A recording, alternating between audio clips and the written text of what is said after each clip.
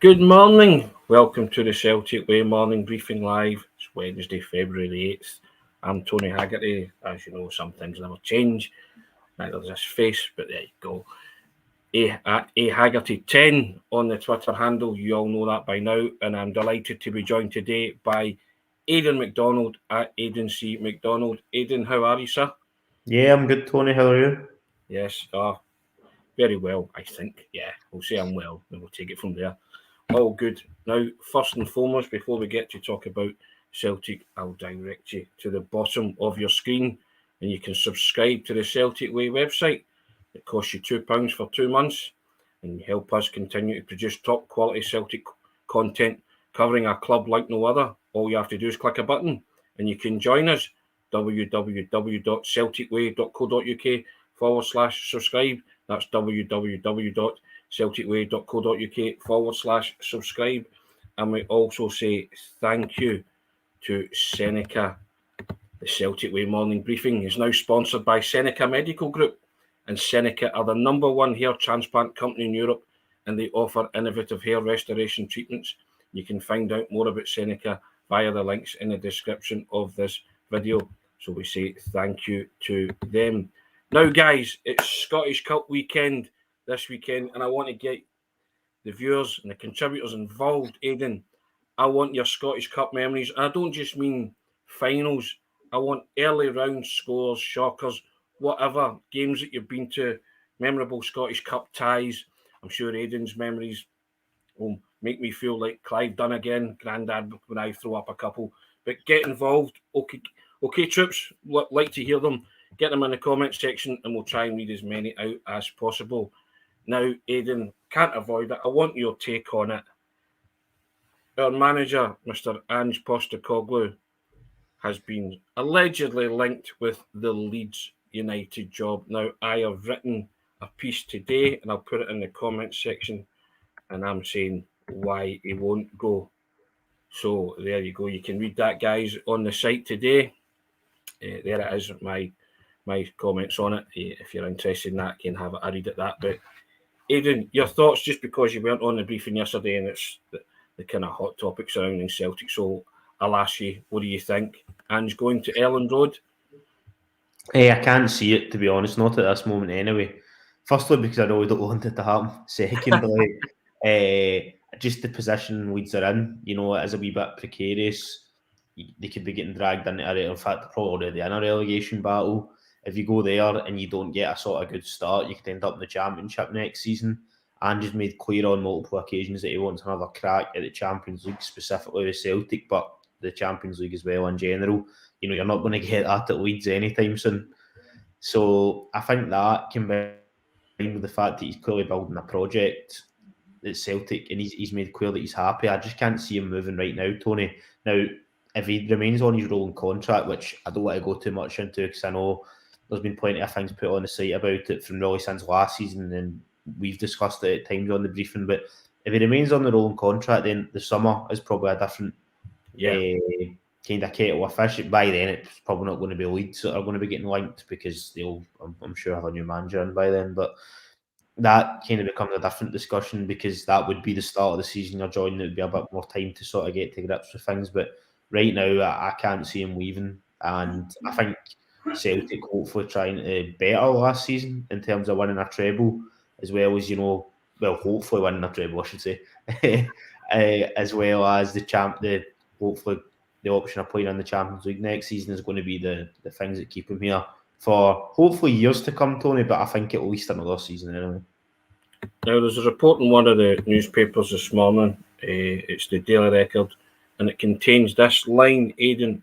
It says about Celtic, that are quite confident, they're bullish about their chances of keeping hold of Ange Postecoglou. It says, furthermore, Chief Executive Michael Nicholson and Chairman Peter Law believe the 57-year-old is happy, motivated and completely committed to leading his side towards a second successive Premiership title, despite any potential interest from across the border.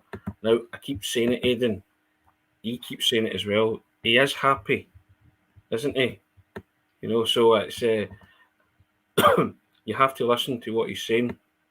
And Tam Mac comes in and says, Celtic board already stated Ange's going nowhere. Yeah, I've just read that quote out there. And, so there seems to be quite a lot of confidence that Ange will say, and then Beach Boys comes in and says, don't think for a minute Ange will go to Leeds just now, but this time next year with another league trophy and European run in the bag, it's a different story. Yeah, I guess so. Could well be that you've alluded to there, Aidan, yeah.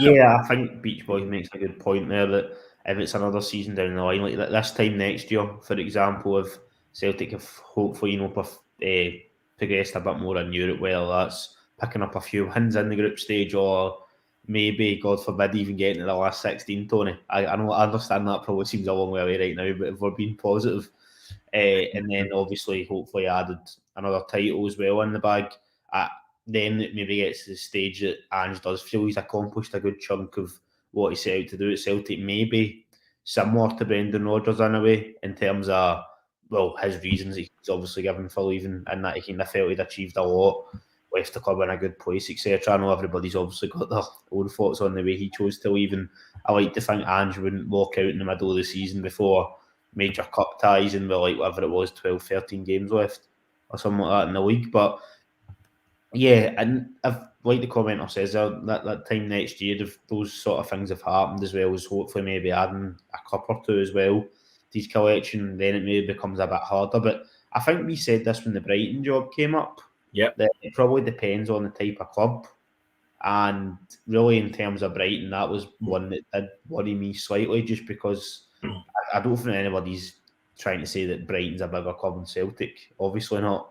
But Celtic are a much bigger club than Brighton. But just in terms of the way they're run and the sort of project aspect that I know it's not worked out for Graham Potter at Chelsea, but he was definitely successful when he was at Brighton. And I think that was maybe one that people did worry about a wee bit, because it might be something that appealed to Ange just in terms of what he would get to do at the club. But I don't think Leeds fall into that category. They do seem kind of a bit of a yo-yo team, really. I know Jesse Marsh just kept him up last year, but they've not exactly been doing well this season, and it honestly wouldn't surprise me. Even if you did go in there and started well, you could still potentially get dragged down and end up getting relegated. So if it's an even bigger job that comes up next season, potentially, or over the summer, say it was, for talking sake, like a Chelsea or something like that, then it's a different discussion completely, isn't it? But I think for now, I don't see him going anywhere, Tony. Angelo Tyro comes in and says he just built his Celtic team. He's not leaving his boys now. Champions League and a tour to Japan yet to come. And Scott McGill comes in, the first Scottish Cup memory, Joel Perry Doomby's goal to win the Scottish Cup and give Strachan a League and Cup double. Now, I'm going to throw a couple in here, guys, older than you, obviously, Aidan, but in 1988, the centenary season, Celtic played Stranraer and they only beat them 1-0 with a goal by Frank McAvenny. Stranraer were in what he deemed the old second division, and there was a guy called Bruce Cleland who emigrated to Australia after the game, funnily enough, and people said it was because he missed a penalty. Celtic were very off colour, and he missed a penalty, and he also smacked the bar from yards out with an open goal. Celtic really struggled that day, so that's one of my memories. And the year before, they went to 2 replays before they put out Aberdeen and a Brian McClare goal at Dens Park when there was a 50-50 split of tickets.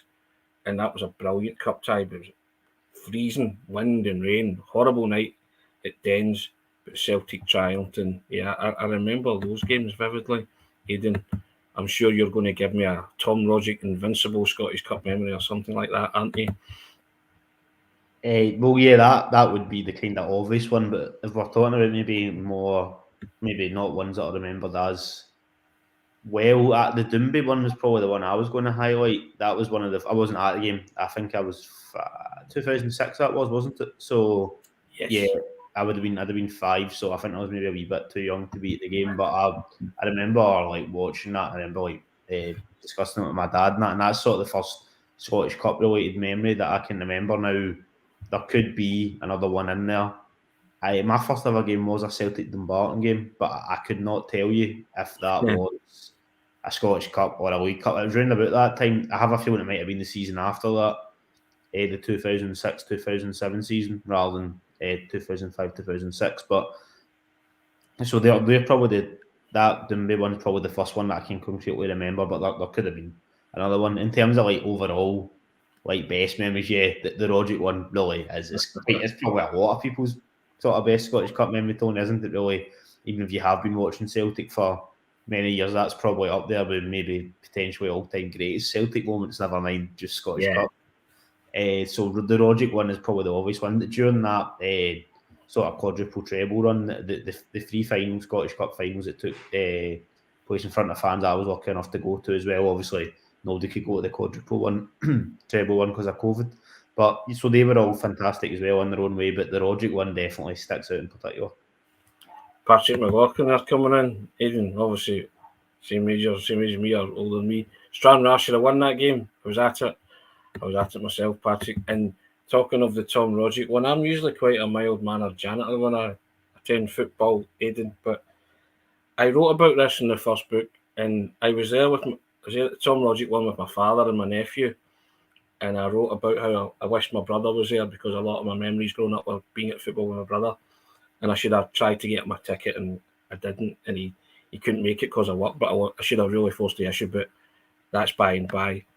So when Rogic scored, we were standing just, we were near where the press sit, let's put it that way. And I was kind of mindful of that as well. But when Rogic scored, all kind of thoughts of neutrality and mild-mannered janitor just went out the window. And I just completely and utterly lost it, like all Celtic fans did. And I wrote in the book that I was a kind of cross between the Tasmanian Devil and Yosemite Sam, the cartoon character.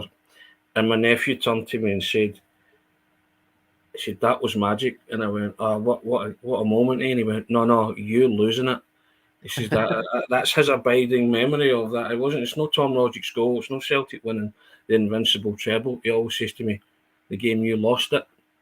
And I kind of laugh and I say, yeah.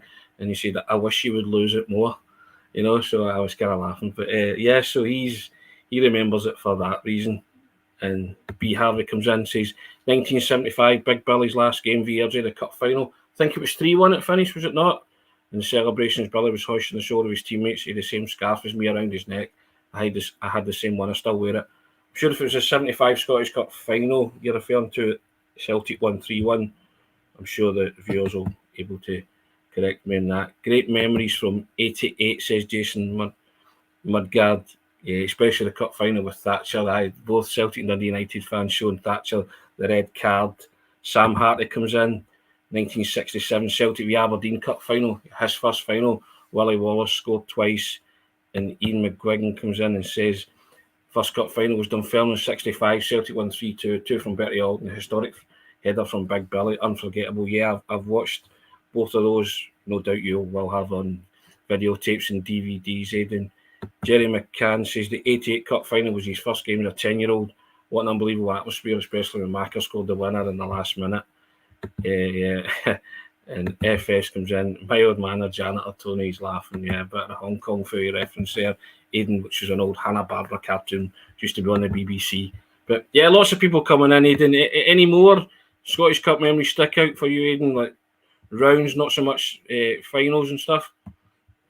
Rounds, to be honest, maybe not as much. A sort of common one is probably, without sort of pulling up all the ones that are kind of just obvious, obviously the Celtic Rangers game that went to a replay after Brown had scored the twice at Ibrox, and then Mark Wilson scored. I wasn't able to go to that game, but I remember watching it on the telly, and it was, as we all remember, obviously, I think everybody could probably actually recite every single thing that happened during that match, but it's a bit of a crazy one. So that's probably one that sticks out, Tony. 2011, I want to say.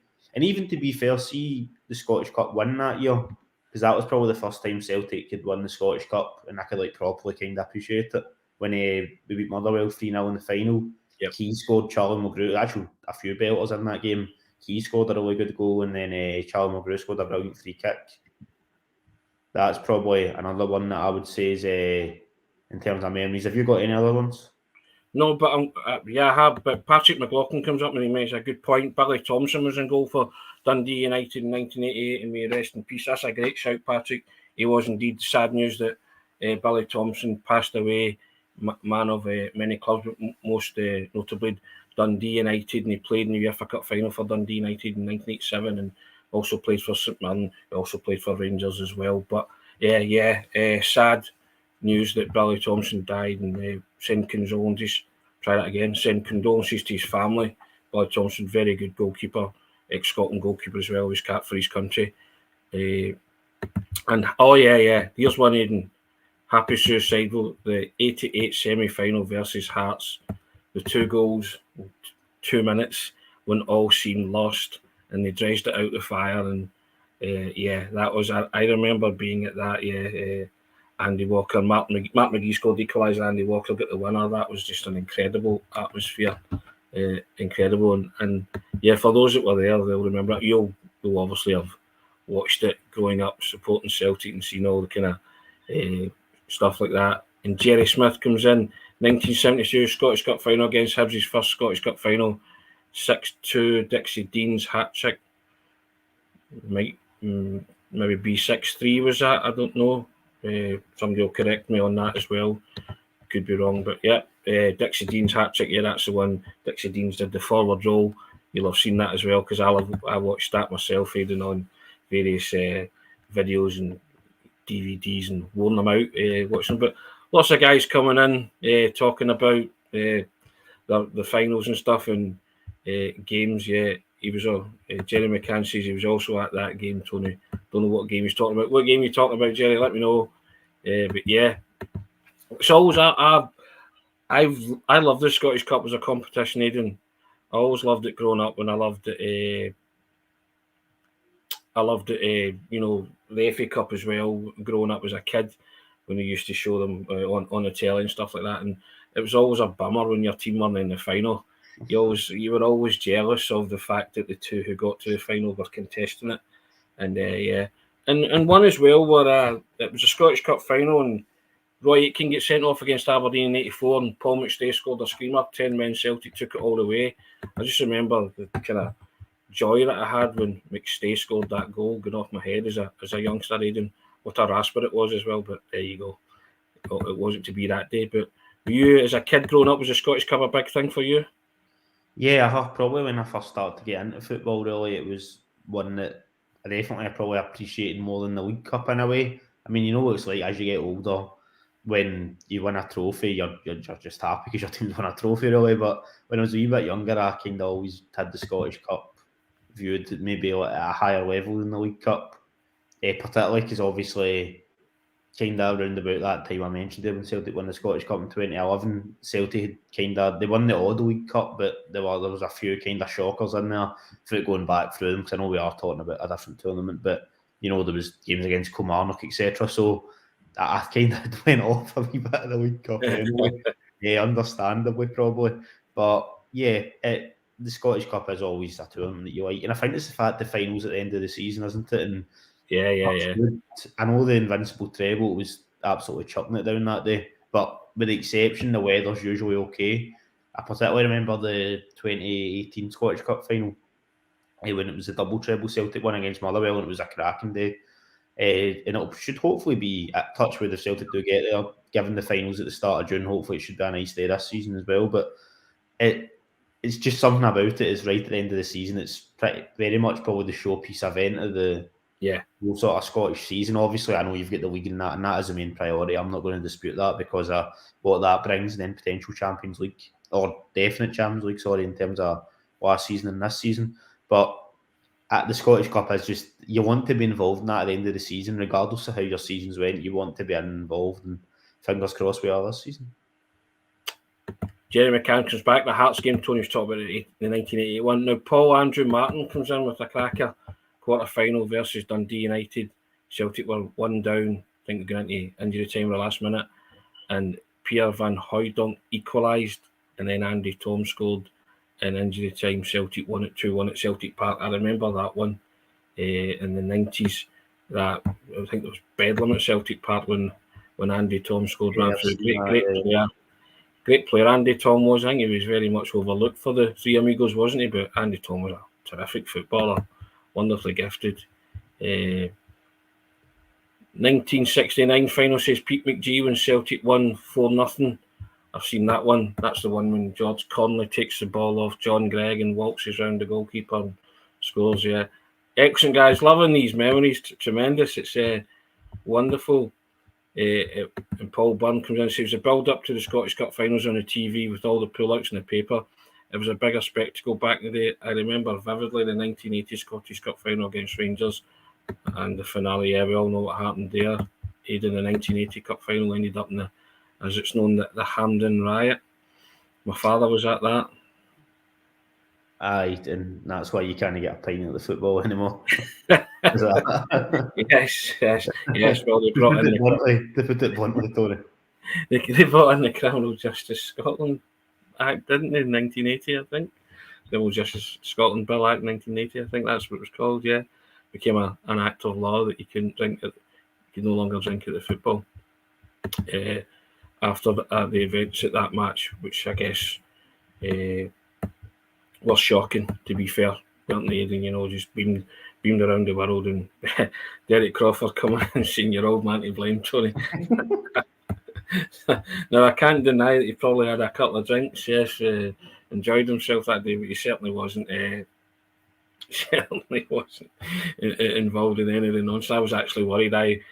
One of the few memories of watching football in my grand's house, Aidan, in Castlemilk, and I was delighted Celtic won, but then I got worried when I saw the pictures, but he made it home safe and sound. And another memory of watching football in my grand's house was the Scottish Cup semi-final in 1981, and I stayed up late to watch it, as if live, and Celtic played Dundee United, and I still scratching my head. I couldn't fathom why Celtic could possibly lose to Dundee United, but they did. They lost 3-2 in a kind of Hampden classic, as people say. Wasn't a classic when you're a 8-year-old kid going on 9 and your team lost. Don't give me classic, but yeah, Celtic lost to that brilliant Dundee United team, and I couldn't understand why they lost, because it was just a cracking game. So there you go. Patrick McLaughlin was back in. I think the last 4 scores of the 1989 season were 1-0 Miller. I think that was the 1989 Scottish Cup final. Aidan Joe Miller scored. Gary Stevens shot pass back. Everybody remembers that day, because Celtic won, obviously. It's always good when you win, Aidan. Terrible when you lose. Funny enough, those are the ones that are most fondly remembered, Tony.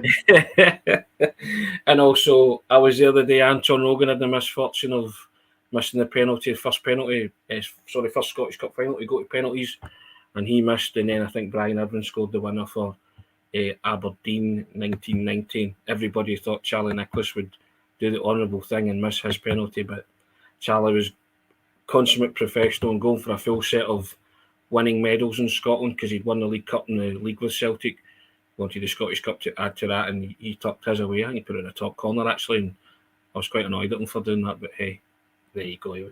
He was wearing the red of Aberdeen that day, so you can't fault him for that, can you? Cannot. Anything else spring to mind, Aidan? More prominent, more recent? Well, just talk about logic. To be honest, the fact that you mentioned kind of 2 more painful memories there, I wasn't going to mention.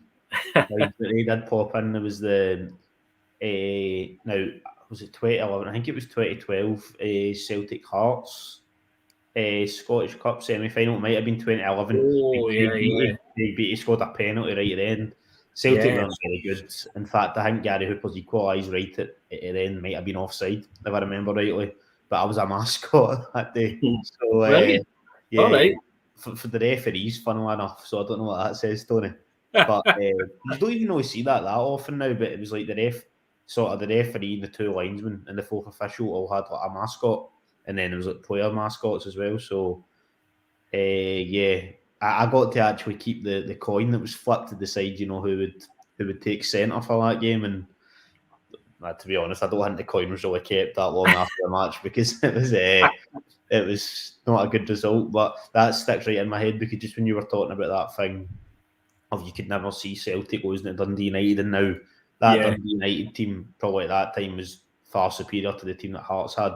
Obviously, it was a decent enough Hearts team. They obviously beat Hibs 5-1 in the final that year. But, I just couldn't see Celtic losing that. Even though I think it was only a few months prior, I'd watched them lose to Kilmarnock in the Cup final, so I probably should have realised. But I was just also so like hyped up for the day and stuff, and I just assumed Celtic would turn up and win quite comfortably. But it was anything but. So I didn't want to bring it up, but since you mentioned a couple of Hearts memories, I thought for a wee bit of balance, I would chuck that one in. Yeah, well, they don't always win in the Scottish Cup.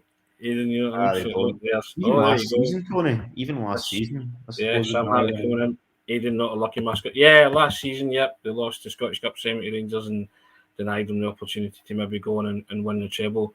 That was a sore one as well that day, wasn't it? Yeah, they just Celtic weren't really at it, to be honest. I know it did go to extra time in the game, and I know they were leading, but it just wasn't that great a performance. I suppose if Carter Vickers scores that chance, Correct. the fact that I thought about that straight away, you can tell I replayed that in my head a few times. If he scores that chance, he probably do win the game, but I think overall, Ange pretty much admitted himself that the team weren't after that day. So fingers crossed they can go one better this year. Jackie Duffy comes in and says 1961-62 Cup final replay, beaten 3-0, I think, by Rangers, gave away Sammy Davis Jr. tickets to go and see Celtic. Oh, wow.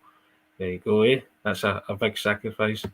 Derek Crawford, 1995 final win, big PR scored the header to beat Haggerty was a massive one. It was Celtic's first trophy in 6 years. Strachan Laptop come in saying 1995 was class, and 1989 says Stephen Healy, Wee Joe Miller to bust Rangers treble.